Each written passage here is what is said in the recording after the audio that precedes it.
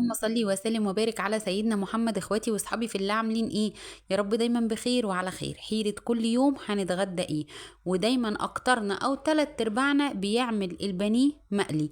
طب تعالوا نعملوه بطريقة حلوة قوي قوي، ان شاء الله هتعجبكم. كان عندي نص كيلو من البانيه، غسلته كويس جدا وحطيته في البولة، وهحط عليه معلقة من الكزبرة ورشة من الفلفل الاسمر. وطبعا دي طريقة حلوة وتغيير غير المقلي على طول، لا نغير ونعمل الطريقة دي ان شاء الله بإذن الله هتعجبكم. بس ما تنسيش يا بطة يا وز يا حلوة انت وهي تحطي اللايك. سمي الله ورشي بقى رشة كده من البابريكا. عايزة اقولك على حاجة، لو انت ما عندكيش بهارات غير ملح وفلفل وواحدة ماجي هتمشي الحكاية، هتمشي ما توقفيش دنيتك. ودي بهارات فراخ، وكمان الملح بتاعنا. وهنحط بقى عصرة ليمون او ليمونتين كبار.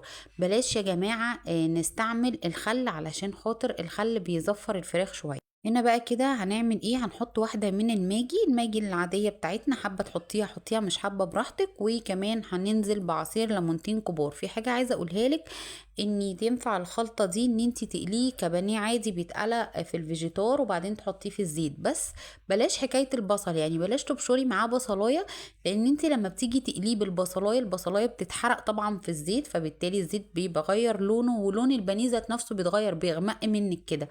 فانا بصراحه بعمل التتبيله دي، بس بقى بحط لها ايه؟ بحط لها معلقه نشا وشويه من اللبن، واقوم مقلباهم مع بعض واقوم حطاهم عليهم. تتبيله بتخلي البانيه يبقى طري يعني، بس من غير بصل نهائيا. ان شاء الله انا كنت عاملاها معاكم ونعملها مره كمان مفيش اي مشكله. عصرنا طبعا الليمون كده زي ما انتم شايفين، ليمونتين كبار. وبلاش خل علشان الخل بيزفر الفراخ، فبلاش خل. وقلب قلب.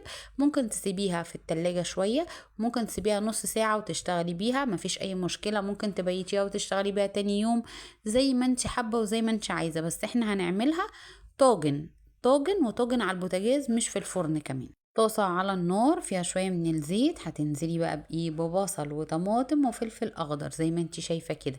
وهسيبهم يتشوحوا مع بعض كده بتاع 7 دقايق 10 دقايق، عايزاهم بس يتبلوا مش أكتر، عشان هما لسه هيكملوا سواهم مع الفراخ بتاعتنا. هنا بقى كده بالظبط، بصوا دبلوا معايا شوية. هجيب بقى الفراخ بالخلطة بكل حاجة، هنزلها على الطماطم والبصل، وابتدي ان انا اقلبهم كلهم في قلب بعضهم. هما طبعا هينزلوا ميتهم.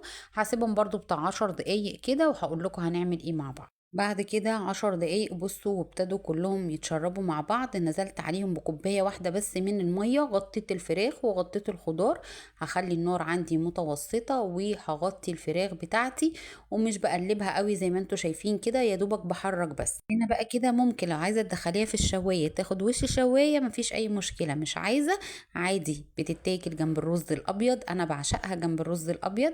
بعشقها كمان بالعيش بتبقى حلوة جدا، بس انا بحبها بالرز الابيض عشان خاطر الصوص دوت بيبقى تحفة وطعمه حلو قوي قوي. يا رب الطريقة والفكرة تكون عجبتكم، يا رب اكون عند حسن ظنكم. بحبكم في الله. اقول لكم السلام عليكم ورحمة الله وبركاته.